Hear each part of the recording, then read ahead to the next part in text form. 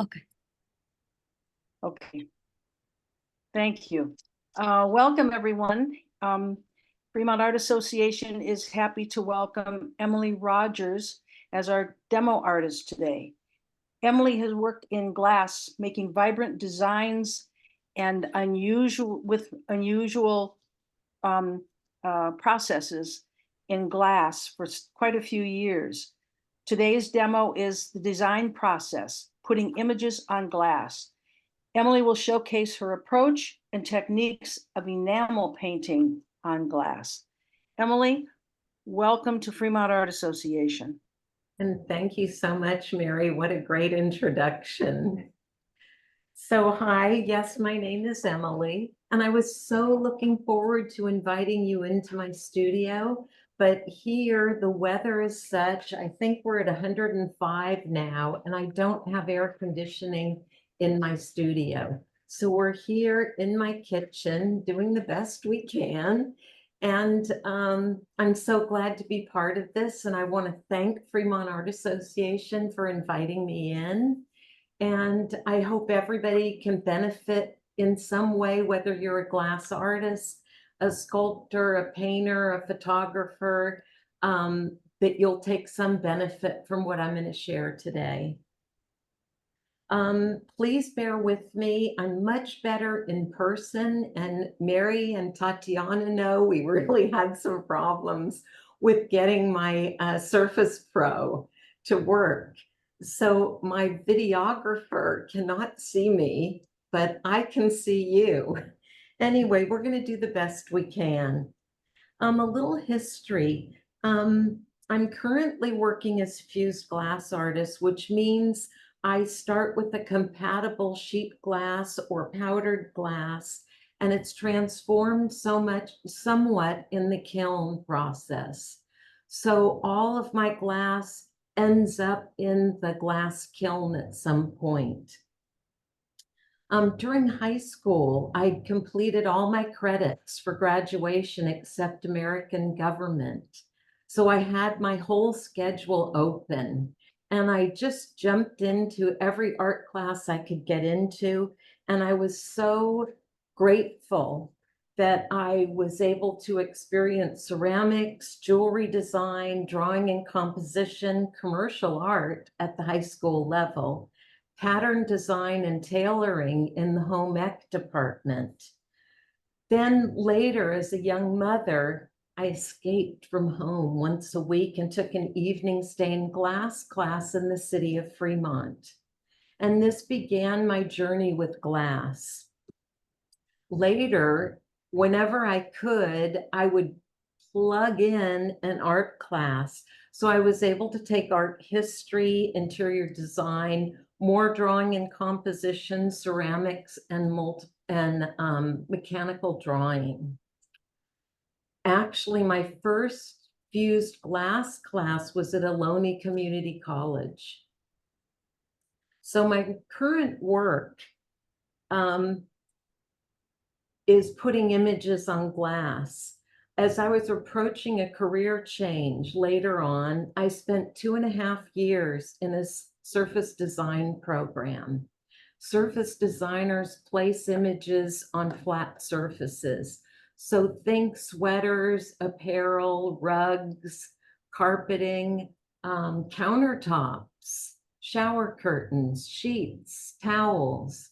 And so I think that's what informs my current practice with glass. So the way I'd like to proceed today is I want to invite you to just interrupt me and ask questions. And today I can't introduce my studio, but I will introduce some of the equipment that I have and some of the small tools I use. I'll show you some examples of some of my work. And then I'm going to describe the design process quickly, and then I'll walk you through my design process as a fused glass artist dealing with enamels.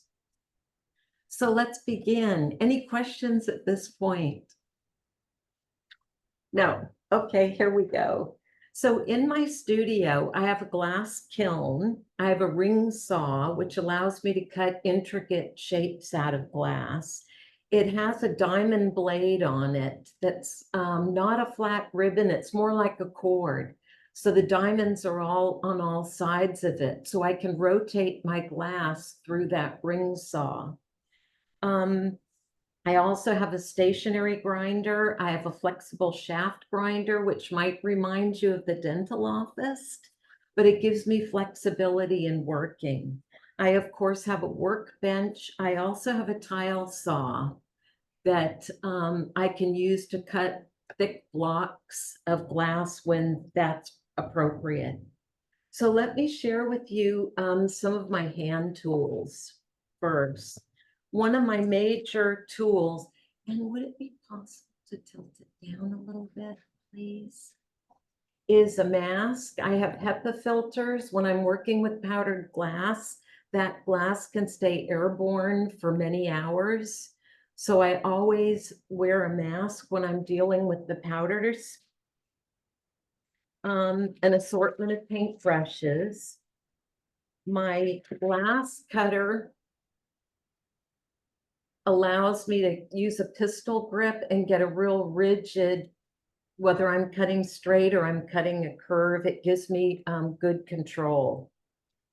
I'm using often, an X-Acto knife for cutting pieces of metals that I use in some of my techniques. Emily, on Yeah. that glass cutter, what does the blade look like? Pardon? On your glass cutter with yeah. What does the blade look like? It's this little tiny wheel here, and this reservoir is for oil. So it's constantly feeding oil into the blade. And you remember the old glass cutters, those green ones that we use? It's basically the same carbide steel tip, but it's put in and it has a slight rotation to it, which allows me to be real flexible with my glass cutting. Love the question. Thank you. You know what? One of the things I've discovered is the Sharpie pen. So I have a whole range of Sharpie pens. The beauty of this is this will burn off clear in the kiln. So I can sketch something, paint it in, or put a piece of glass over it. And when I put it in the kiln, I don't have to worry about disrupting it on the glass surface. I can simply put it in the kiln, let the kiln fix that item to the glass, knowing that it will burn off and leave no carbon residue. So love those Sharpies. I have a mosaic cutter for nipping pieces of glass. This is called a running plier, and you can see the line on it. You make your score, and then you line this up on the glass with this piece where your score line is on the glass. You squeeze it, and the line will break right through the glass. It's amazing. So rosing pliers for nipping a piece off, some wire cutters, and really important for me with my kiln, a couple of levels that I use. I always want to check and make sure before I close that kiln and begin the heating process that what I've put in the kiln is actually level. So let me put these away. And if you don't have any other questions, let's move to some samples of my work. Okay, it's going to take us a minute to get this moved over to this other table, and I'll meet you over there.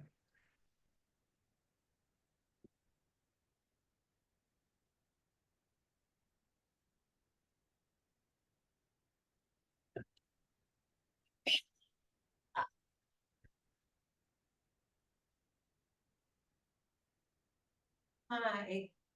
That's perfect, Dale. You guys can see me, right? So I pulled into my kitchen a table and put some samples of some of the work that I do, and I'm going to start down here. This is a crane, and there's a thin piece of copper that I use. So I get my image cut out in the copper, I then burnish it with texture, and it's sandwiched between two sheets of glass. And this piece has then been sandblasted on the back, and I don't know if you can see. Let me try and bring it closer. There's some cattails and a little pond in the Yes. sandblast. This piece here, the turtle, is also copper. And then Emily, this, yeah, Emily, excuse me, going back to the crane, the yeah. colors on that. Oh, I'm Uh, so glad you asked about that, Mary. As the two sheets of glass with the copper in between goes into the kiln, I adjust the temperature and the sequence, how fast it's going to heat, how high it's going to heat, how long it's going to heat, and then there's a whole annealing process to bring it back to a solid. So with this one, there's kind of a blue iridized color to it. And the longer that it takes to begin the fusing process, the more oxygen is around the copper. So think of it, it's gonna fuse first here, and you can see that little bit of copper. And then as it takes a longer time, more oxygen is passing out between the glass before it completely fuses together. So the blue kind of cures in as the oxygen is held in there for a longer period of time, and then it goes out. I hope that was helpful. yes, so the two pieces of glass, do they actually melt a bit to make them stick together? Or how do the Yes, two pieces of yes. glass stick together? When I use 2 3 millimeter sheets of glass. I can buy it in thicker pieces, but when glass melts, it wants to make 6 millimeters, which is about 1/4 of an inch. So I can use these two sheets, taking it up to process temperature. And Mary, I know you're a ceramist. We go lower with glass. My high end is about 1,500 degrees Fahrenheit.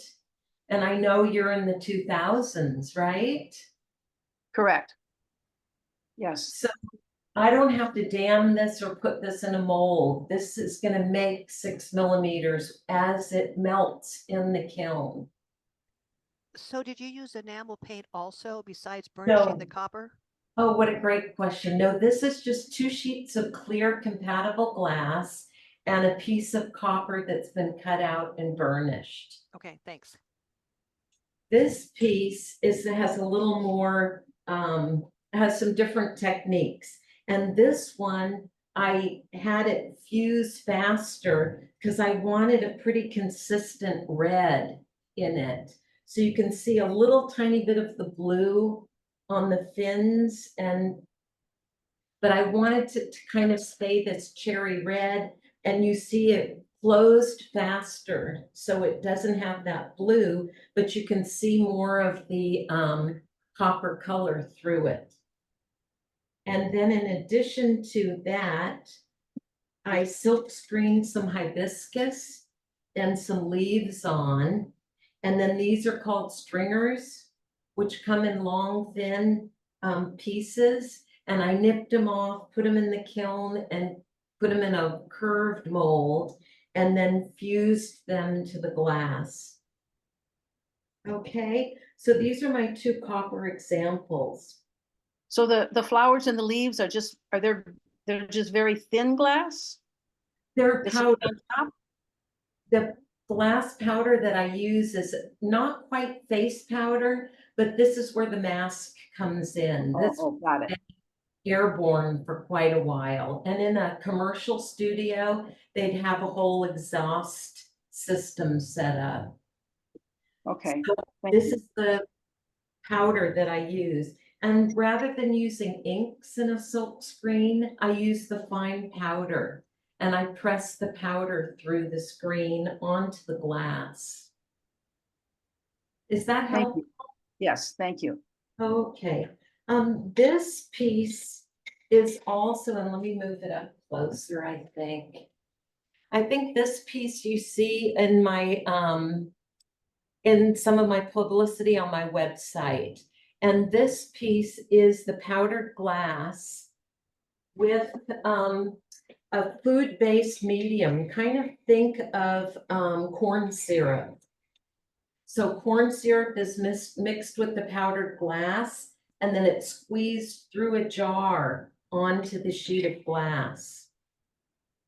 And then I've sprinkled it with a higher grade or a more coarse grade of glass on the top in here.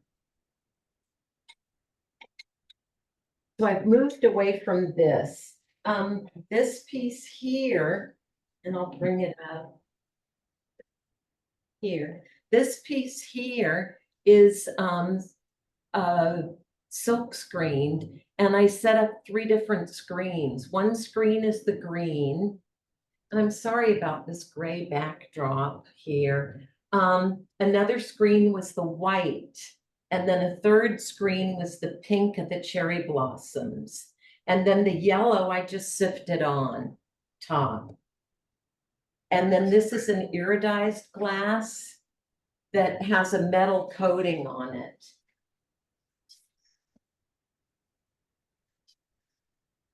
And this all starts out flat, and then it is put in a ball mold.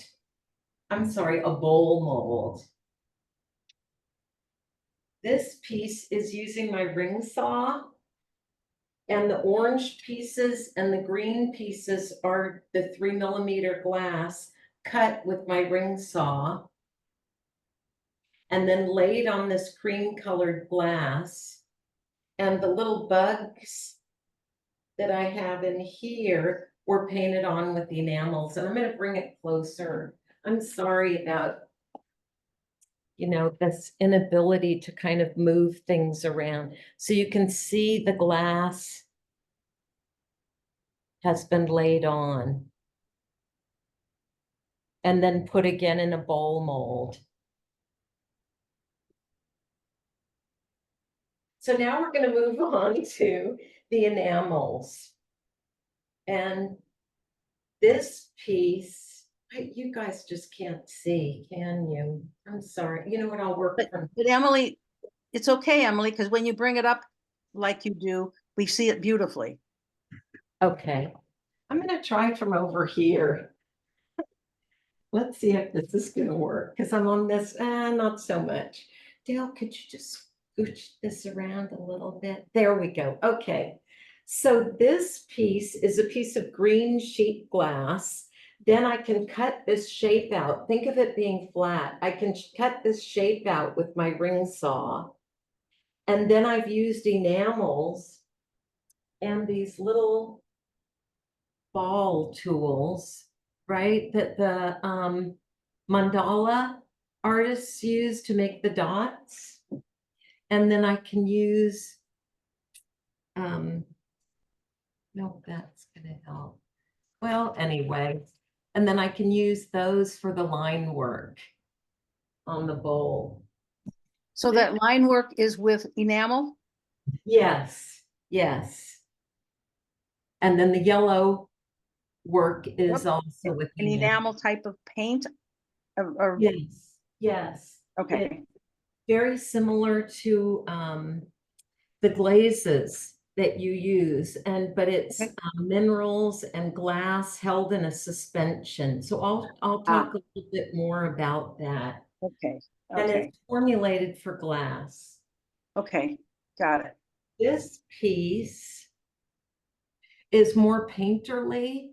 I used, you know, a brush and put it onto a piece of amber glass and then put it into the kiln to form it into this little bowl. So cherry blossoms again. This one down here kind of informs what I'm going to do today with you. And this is poppies. And I fired this at a lower temperature because I wanted these horizontal bubbles in it. And it has a little more textural quality than a heavier, hotter fuse. So I'm going to come sit down now. Any questions about what you've seen so far? So the last one that you held up, I can see kind of a texture on there. If you had left it in longer, that would have smoothed out. Yes, yeah, it would have smoothed out and the bubbles would have been little tiny champagne bubbles. And it would be perfectly smooth, like the blue heron. Ah, okay. top. I like the bumpiness. Yeah, it's kind of fun to play around with the temperature. Okay, I'm going to come back and sit down. And let's go through the design process. Okay? I have a question, please. Yes, please. Are there other materials occurring in nature or, available that you can affix? You've talked of some of the materials that you're fixing there, but are there other materials like, say, shell, mother of pearl, or things like that that can be affixed to the glass as well? Yes, yes, they could. And you'd be using an adhesive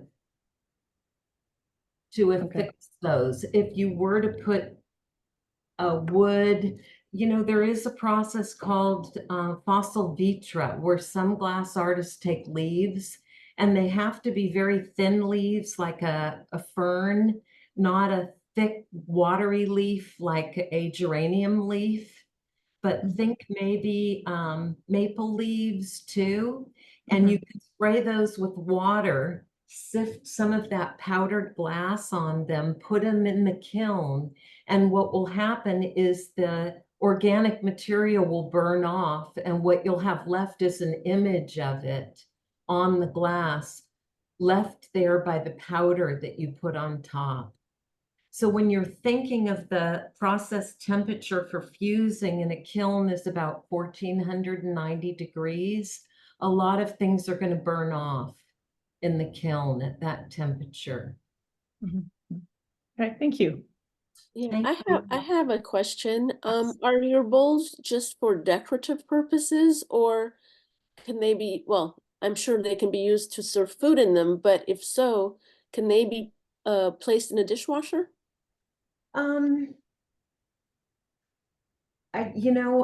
We recommend that you not, and artists know which, there's some glass colors that contain lead.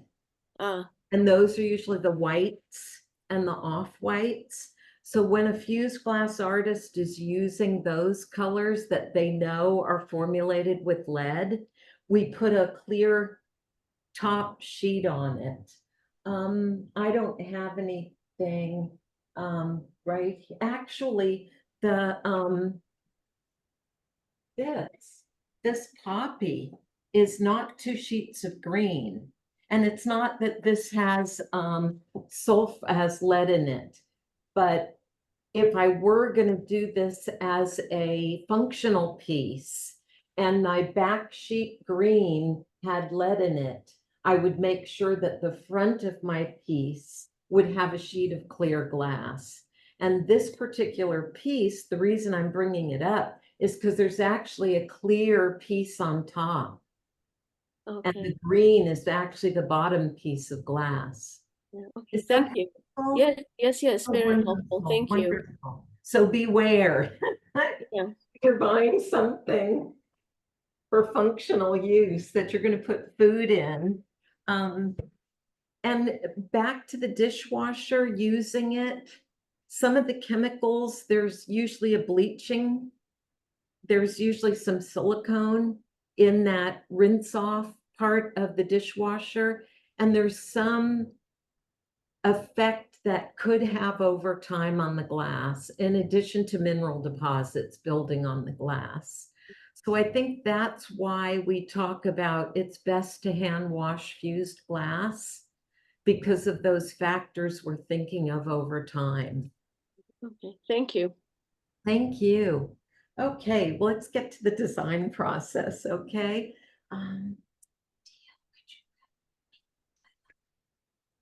So I think the design process is going to.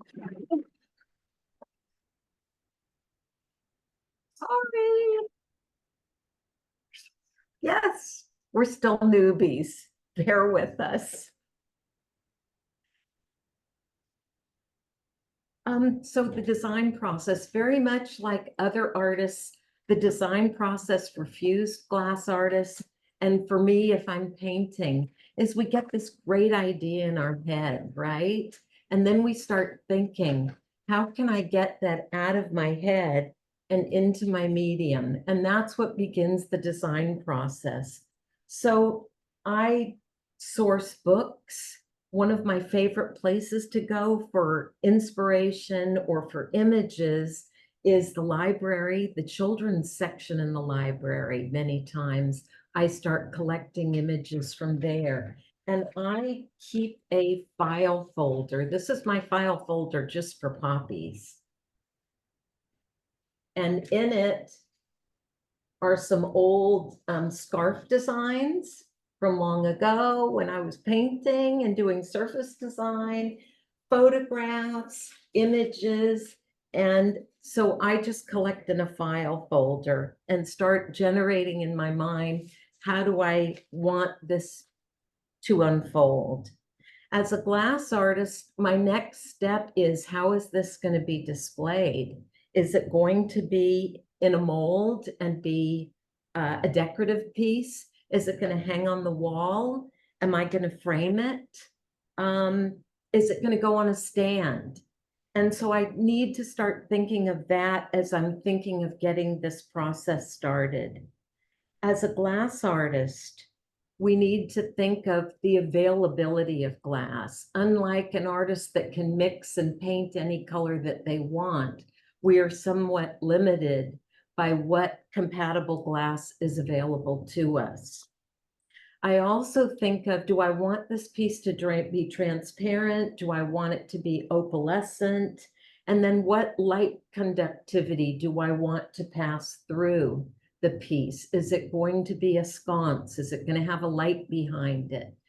All of those factors are starting to generate my ideas and my limitations. I also have to think of my firing schedule, about how many firings is this going to take to achieve my outcome. And typically the manufacturer of my glass suggests a maximum of 4 or 5 firings.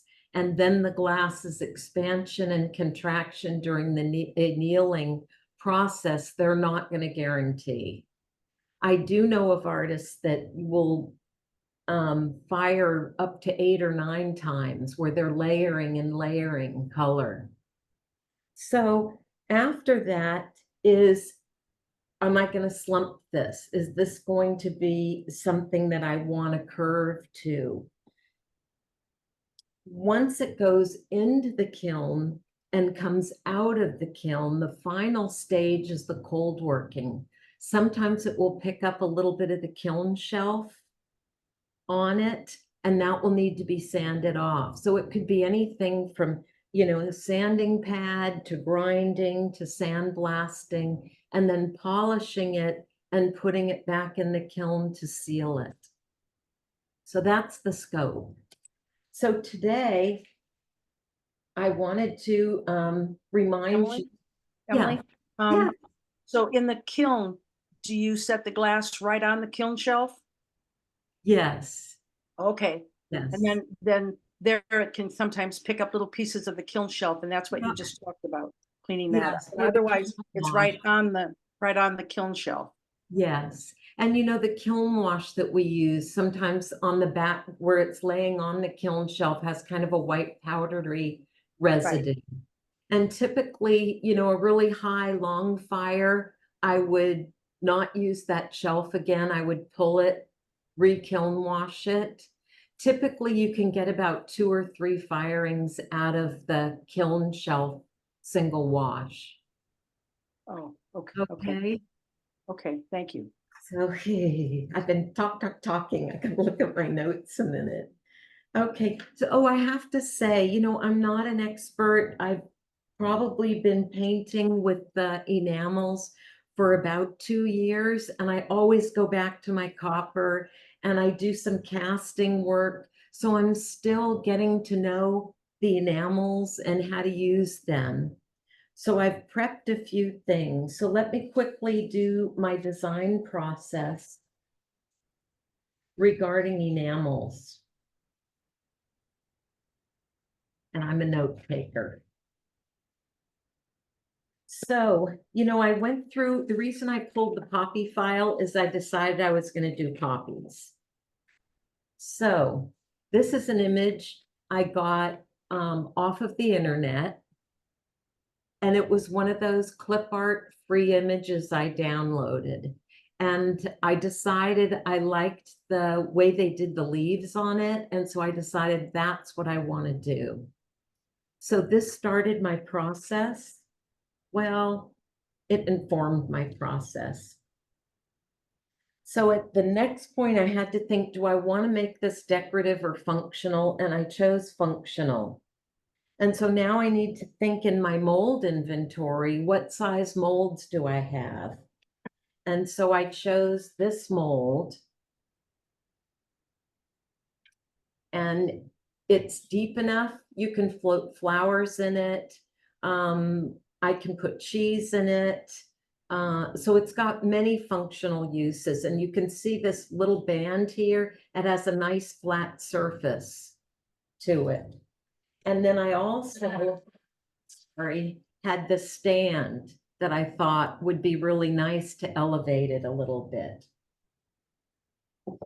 So I've chosen my images, I've chosen functionality, I've chosen my mold and my stand, and I need to consider my glass. And when I'm using the enamels, and this is the piece of glass that I started, and you can see I have traced some of my, let me back up, I'm sorry. After I've chosen size, I go to a grid paper, and from my surface design pass, I use tracing paper. Let me get this up so you can see. I use tracing paper because what I find when I'm using tracing paper, I can flip my image and work from either the back side of the tracing paper or the front side. And so I'm going to put this white paper so you can see this a little better. So what I did, you can see my tracing paper here. Let me hold it up. So I used a Sharpie on the back side of the glass to trace the designs that I wanted. And to kind of speed things up today, I painted in some of the green leaves yesterday. And I painted in the darker oranges that I want. And remember, by using the Sharpie, I can actually erase that off before I put it in the kiln. So I chose a green transparent glass because I can trace and I can see through it to paint.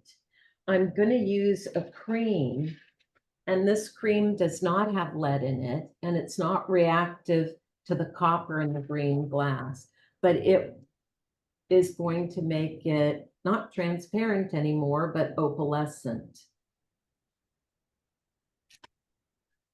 So my top layer is the one I'm going to paint on. My opalescent cream is what will go on the back side. So let me have my videographer try and tilt it. I think he's going to have to hand hold it. So please bear with us. We thought we had a way of doing it, and I'm going to kind of line him up so you can see. How is that? Good. Does that work? Good. Okay. Good, good. Here we go. Are you going to be okay? We might have a little shake happening now and then.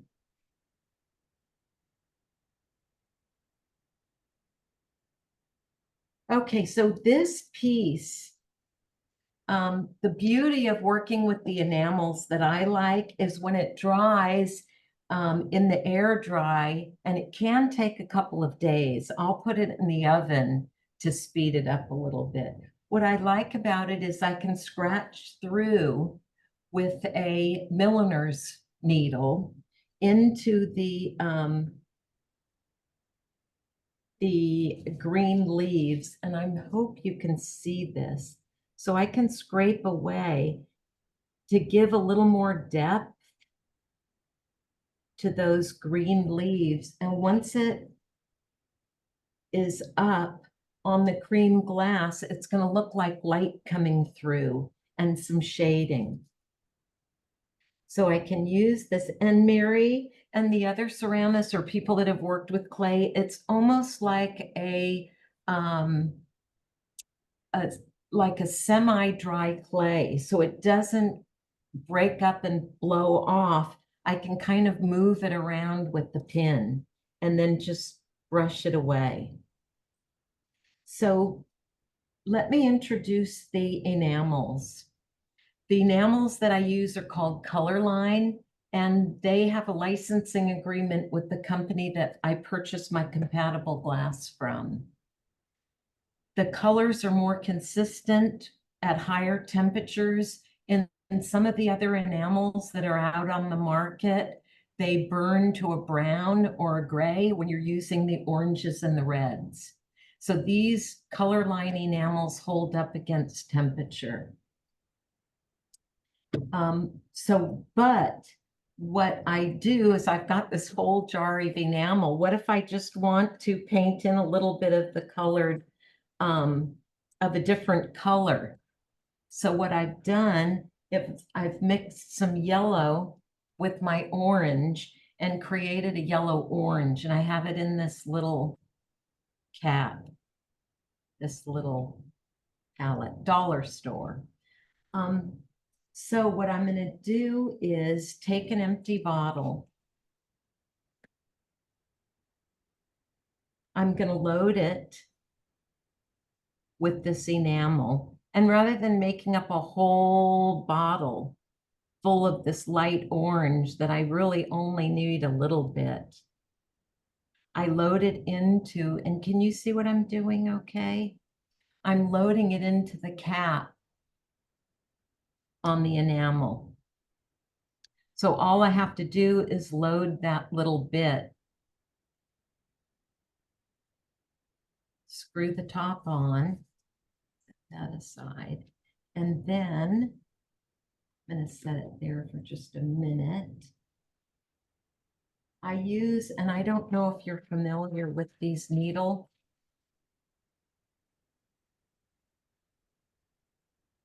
It's a little metal cap with a pin in it. And let me show you what it does.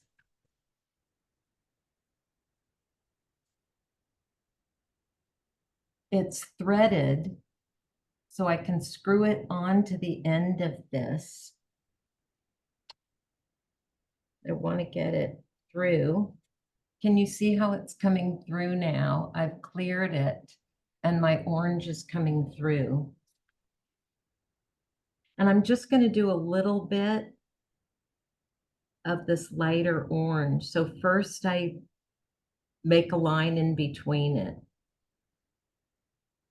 And then I fill it in. And the nice thing about the pre-mixed enamels is they self-level. That means they'll spread out and be even coverage.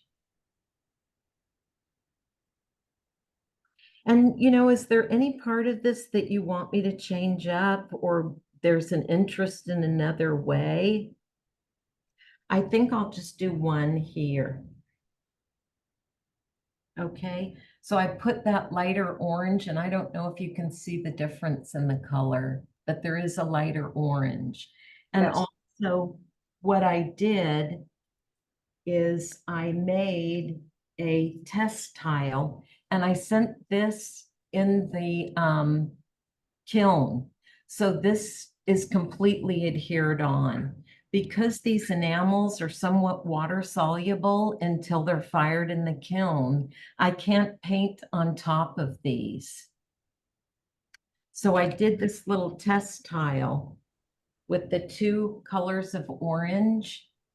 And now it's been fused and I can run my finger across it and it's incorporated. It's become glass, basically.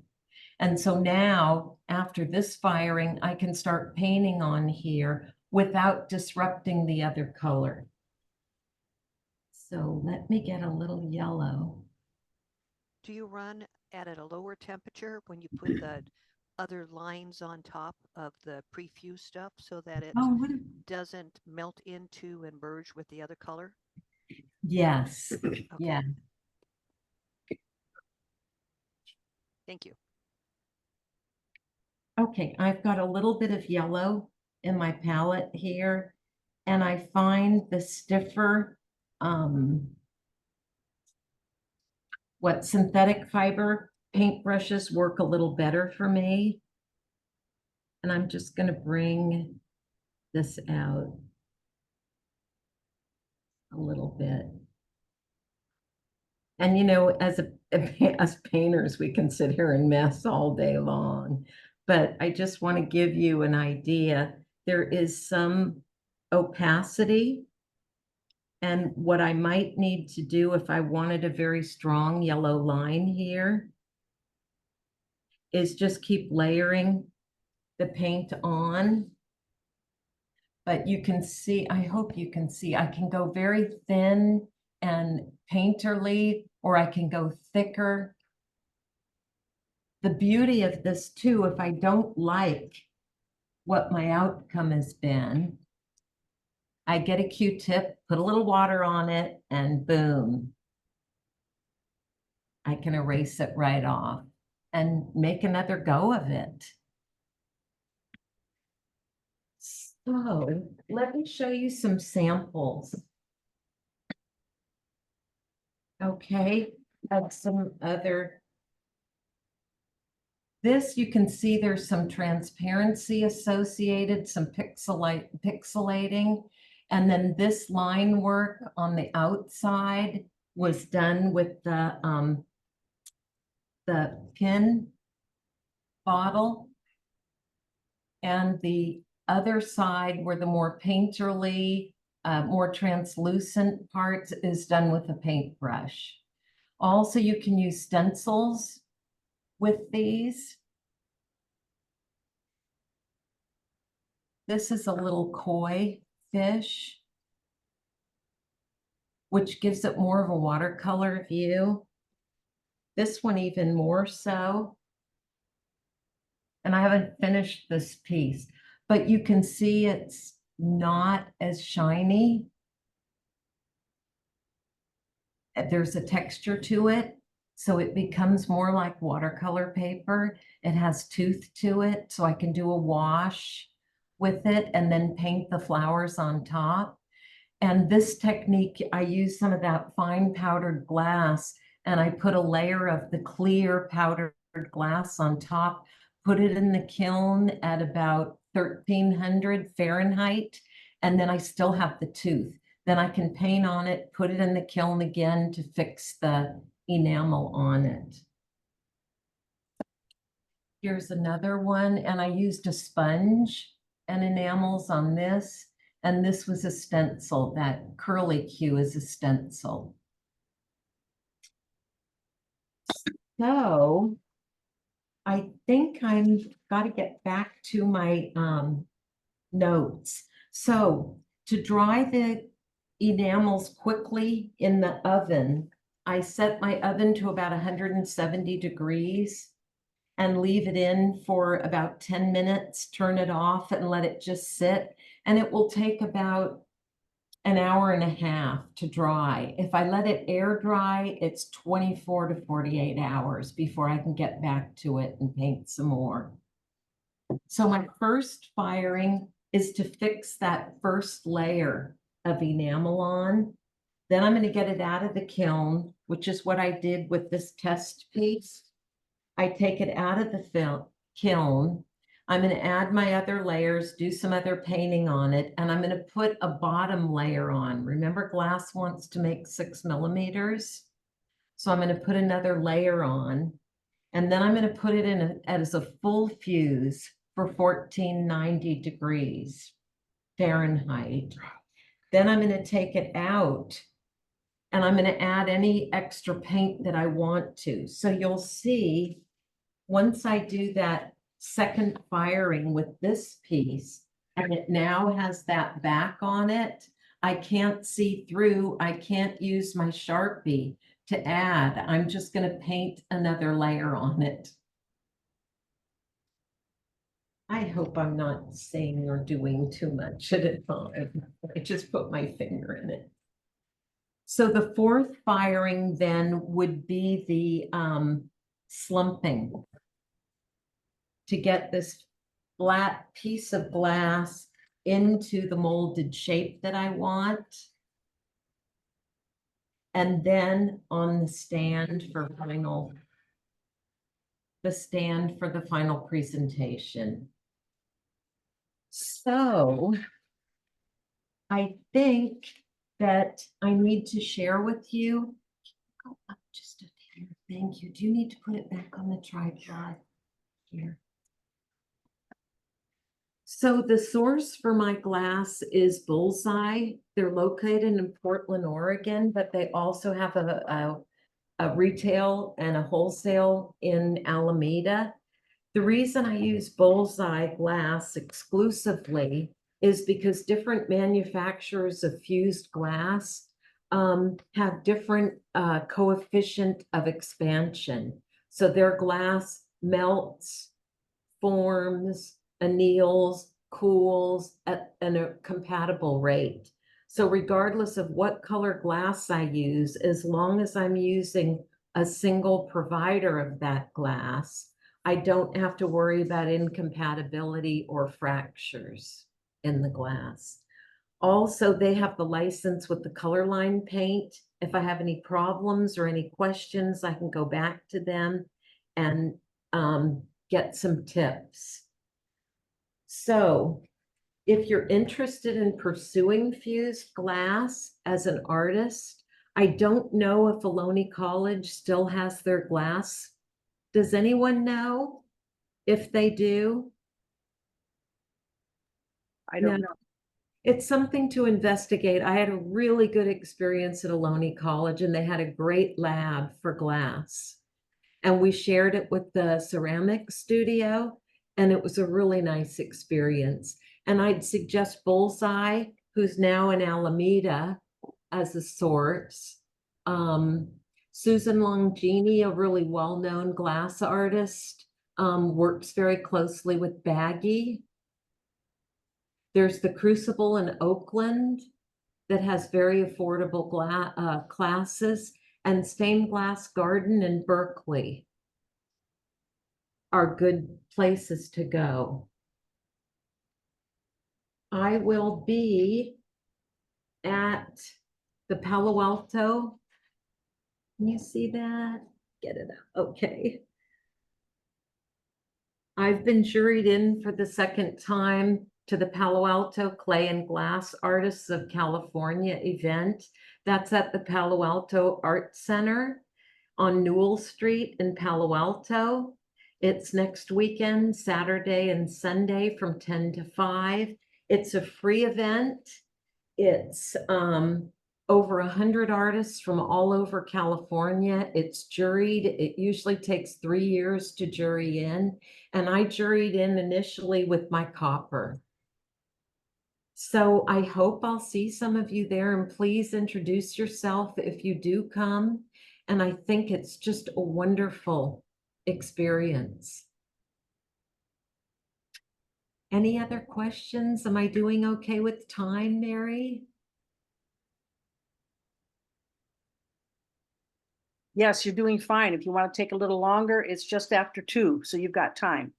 If you have anything else to tell us. You know, I feel like I'm not sure I gave people a chance to really reflect on what I was talking about, to bubble up. Are the people today, are you mostly 2D painters or photographers? If we were in person, see, we would mine each other's brains during this process. I think there's a mixture. I know there's at least one photographer, a lot of painters, so a mixture of artists. Oh, okay. Is anyone inspired by me to try some fused glass? I'm actually also, I do a lot of ceramics. Oh, And wonderful. besides regular painting, but my roommate does fused glass. And Oh, we have the wonderful. kilns, but everything's in storage right now. But you've answered a lot of questions that I had because I'm more painterly than he is. Uh-huh. But that idea also of the leaves, I didn't know you could actually make a leaf. Or Yeah, I have over in stem. the across the room a piece I did with that fossil vitra that, you know what, if you would get it, it's right by next to the microwave. It's a spoon rest, right? Why not?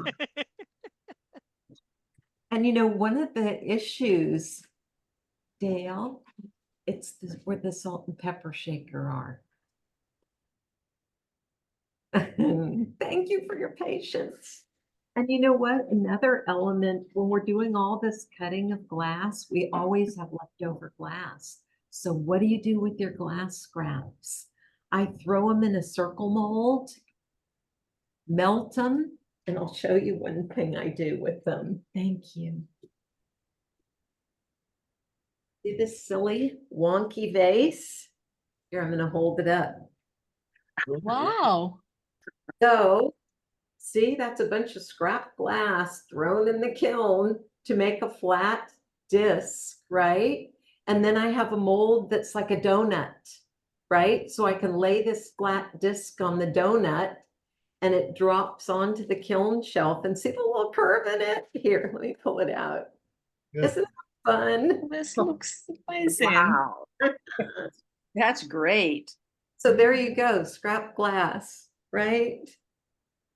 It doesn't look like scrap glass. It looks like beautifully arranged colors, and yeah, it's But so it kind of all stretches out. And you know, it's another fun thing, and thank you for your patience.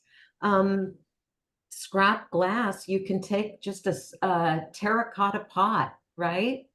That you plant in, and I drill a couple of extra holes in the bottom, and I make one of these little discs of scrap glass.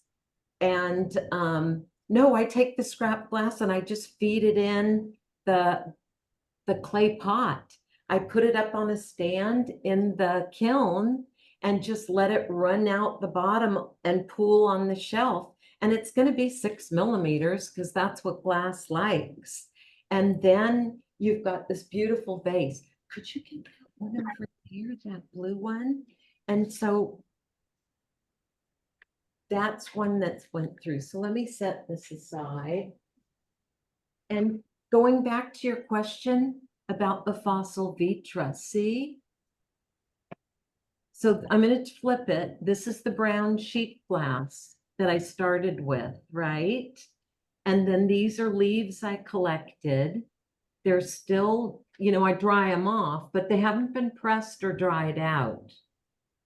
Nice. And just Mhm. lay them on the kiln shelf, spray with a little water and sift your powdered glass on it, and the leaf burns away, but that exact image of the leaf remains. And if you Nice. want to check on Google, it's called Fossil Vitra, V-I-T-R-A.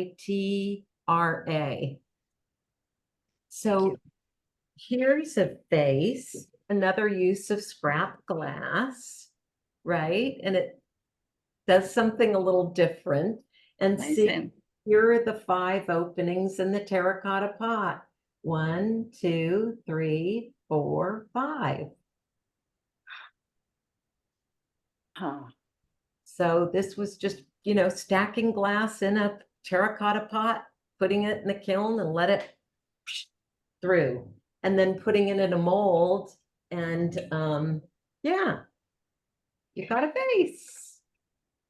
Thank you, Day. Very beautiful. Okay, so we're we got a few more minutes out of it. Anything else I can be helpful? Did the design process resonate with any of the painters? Not necessarily. It's okay. Well, thank you. I hope you have a cool and enjoyable evening. Any last questions you might have?